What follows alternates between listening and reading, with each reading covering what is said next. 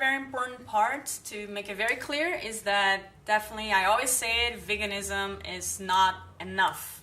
Veganism for me is only the first step into the right direction. So I don't want to say that, I don't want to take the credit away from vegans and say, you're not good enough and like all that. It's not about this. It's just that you have to be conscious on the fact that veganism is like the minimum you can do. It's like only the first step into our goal. Just being vegan alone, just eating kale or eating tofu, you're not saving animals. I'm sorry, that's the blunt truth of it. Veganism is basically the non-participation in the violence against animals, and we cannot think that we are changing social norms and cultural norms just by non-participating into systemic violence. So I'll give you an example. Just because I am not participating in activities that are racists doesn't mean that I am helping Black people to achieve their liberation, right? So just because I am not a sexist person does not mean that I am making the world better for women.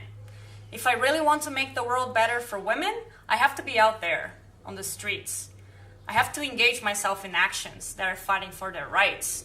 So the same thing goes with animals. If you really want to make social and cultural changes, because obviously the animal rights movement is a social justice issue. It is a social justice issue.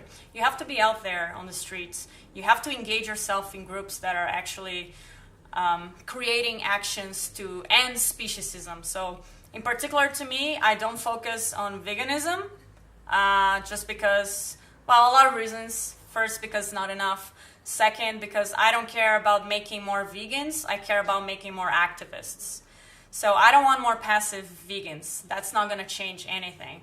We need to have active vegans that are fighting for animal liberation.